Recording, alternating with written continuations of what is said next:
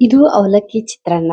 ಇದನ್ನ ಮಾಡೋದಂತೂ ತುಂಬಾನೇ ಸುಲಭ ಮತ್ತು ಇದು ತುಂಬಾನೇ ಈಸಿ ಅದ ರೀ. ಆದ್ರೂ ಕೂಡ ಇದನ್ನ ಯಾವ ರೀತಿ ಪರ್ಫೆಕ್ಟ್ ಆಗಿ ಮತ್ತು ಉದುರುದುರಾಗಿ ತುಂಬಾನೇ ಟೇಸ್ಟಿಯಾಗಿ ಮಾಡಬಹುದು ಅಂತ ಕೆಲವರಿಗೆ ಗೊತ್ತಿರೋದಿಲ್ಲ. ಈ ವಿಡಿಯೋನ ಸೇವ್ ಮಾಡಿ ಇಟ್ಕೊಳ್ಳಿ. ಯಾವ ರೀತಿ ಮಾಡೋದು ಅಂತ ಅಂದ್ರೆ, ಮೊದಲಿಗೆ ನಾನಿಲ್ಲಿ ಗಟ್ಟಿ ಅವಲಕ್ಕಿನ ತಗೊಂಡಿದ್ದೀನಿ. ನೋಡಿ, ಅವಲಕ್ಕಿ ಆಯ್ಕೆ ಮಾಡ್ಕೋದ್ರಲ್ಲೂ ಈ ರೀತಿಯಾಗಿ ನೋಡಿ ಆಯ್ಕೆ ಮಾಡ್ಕೊಳ್ಳಿ. ಇದನ್ನ ಜರಡಿ ಹಿಡ್ಕೊಳ್ತಾ ಇದೀನಿ, ಡಸ್ಟ್ ಅದು ಇರುತ್ತೆ ಅಂತ. ಈ ರೀತಿಯಾಗಿ ಕ್ಲೀನ್ ಆಗಿ ಜರಡಿನ ಇಟ್ಕೊಳ್ಬೇಕು. ನಂತರ ಅದಕ್ಕೆ ನೀರನ್ನ ಹಾಕೊಂಡು ನೆನೆಸ್ಕೊಳ್ಬೇಕು. ಈ ರೀತಿಯಾಗಿ ಜಾಲರಿಯಲ್ಲಿ ಇಟ್ಕೊಂಡು ಈ ರೀತಿಯಾಗಿ ನೀರನ್ನ ಹಾಕೊಂಡು ನೆನೆಸ್ಕೊಳ್ಬೇಕು. ನೆನೆಸಿ 2 ನಿಮಿಷ ಹಾಗೆ ಬಿಡಬೇಕು. ಇದನ್ನ 2 ನಿಮಿಷ ಆದ್ಮೇಲೆ ಈ ರೀತಿಯಾಗಿ ಆಗಿರುತ್ತೆ. ನೋಡಿ ಎಷ್ಟೊಂದು ಉದುರಾಗಿ ಮತ್ತೆ ಪರ್ಫೆಕ್ಟ್ ಆಗಿ ಬಂದಿದೆ ಅಂತ. ಈ ರೀತಿ ಕೈಯಿಂದ ಮತ್ತೊಮ್ಮೆ ಚೆನ್ನಾಗಿ ಮಿಕ್ಸ್ ಮಾಡ್ಕೊಳ್ಬೇಕು ಎಲ್ಲಾನು ಕೂಡ. ನೋಡಿ, ಹೂ ತರ ಅರಳಿ ಈ ರೀತಿ ರೆಡಿ ಆಗಿದೆ. ಇದಕ್ಕೆ ರುಚಿಗೆ ತಕ್ಕಷ್ಟು ಉಪ್ಪು ಮತ್ತೆ ಸಕ್ಕರೆನ ಹಾಕೊಳ್ಬೇಕು. ಈ ಹಂತದಲ್ಲಿ ಹಾಕೊಳ್ಳೋದ್ರಿಂದ ಎಲ್ಲ ಅವಲಕ್ಕಿಗೂ ಕೂಡ ಸಕ್ಕರೆ ಮತ್ತು ಉಪ್ಪು ತುಂಬಾನೇ ಚೆನ್ನಾಗಿ ಹೊಂದಾಣಿಕೆ ಆಗುತ್ತೆ.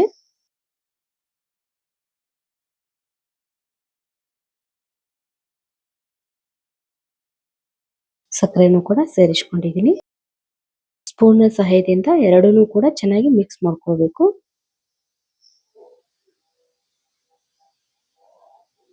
ನಂತರ ಸ್ಟವ್ನ ಆನ್ ಮಾಡಿ 2 ಟೇಬಲ್ ಸ್ಪೂನ್ ಆಗುವಷ್ಟು ಎಣ್ಣೆನ ಹಾಕೊಂಡು ಒಂದು ಸಣ್ಣ ಕಪ್ನಿಂದ ಶೇಂಗಾ ಬೀಜನೂ ಕೂಡ ಹಾಕೊಳ್ತಾ ಇದ್ದೀನಿ. ಶೇಂಗಾ ಬೀಜ ಎಲ್ಲಾನು ಕೂಡ ಫ್ರೈ ಆದ್ಮೇಲೆ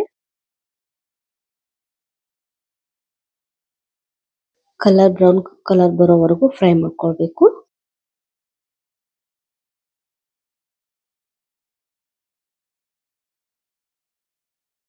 ಶೇಂಗಾ ಬೀಜ ಇವಾಗ ಬ್ರೌನ್ ಕಲರ್ ಆಯ್ತು. ಇದಕ್ಕೆ ಸಾಸಿವೆ ಹಾಕೊಂಡು ಚಿಟಪಟ ಅಂತ ಸಿಡಿಸ್ಕೊಳ್ಬೇಕು.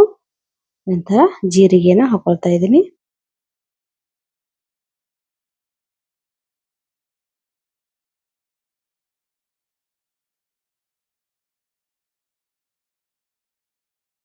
ನಂತರ ಇದಕ್ಕೆ ಕರಿಬೇವು ಸೊಪ್ಪನ್ನು ಕೂಡ ಸೇರಿಸ್ಕೊಳ್ತಾ ಇದ್ದೀನಿ.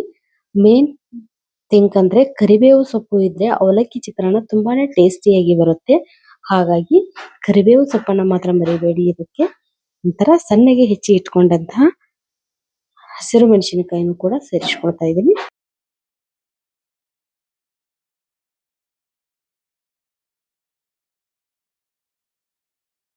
ಒಂದು ದೊಡ್ಡ ಸೈಜ್ ಈರುಳ್ಳಿನ ಈ ರೀತಿ ಚಿಕ್ಕದಾಗಿ ಕಟ್ ಮಾಡಿ ಸೇರಿಸ್ಕೊಳ್ತಾ ಇದ್ದೀನಿ. ಎಲ್ಲಾನು ಕೂಡ ಮತ್ತೊಮ್ಮೆ ಚೆನ್ನಾಗಿ ಫ್ರೈ ಮಾಡ್ಕೊಳ್ಬೇಕು.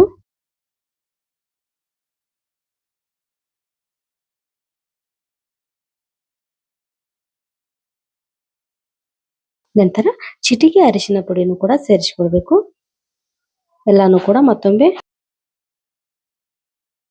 ಚೆನ್ನಾಗಿ ಫ್ರೈ ಮಾಡ್ಕೊಳ್ಬೇಕು.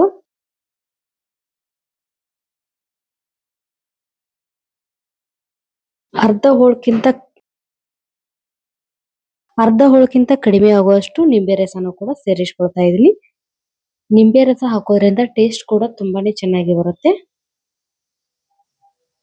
ಎಲ್ಲಾನು ಕೂಡ ಮತ್ತೊಮ್ಮೆ ಚೆನ್ನಾಗಿ ಮಿಕ್ಸ್ ಮಾಡಿಕೊಂಡು ನೆನೆ ಇಟ್ಟಿರುವಂತಹ ಅವಲಕ್ಕಿನೂ ಕೂಡ ಸೇರಿಸ್ಕೊಳ್ಬೇಕು. ಇದಕ್ಕೆ ಸ್ವಲ್ಪ ನೀರನ್ನ ಸೇರಿಸ್ಕೊಂಡ್ರೆ ತುಂಬಾನೇ ಚೆನ್ನಾಗಿ ಅವಲಕ್ಕಿ ತುಂಬಾನೇ ಚೆನ್ನಾಗಿ ಬರುತ್ತೆ.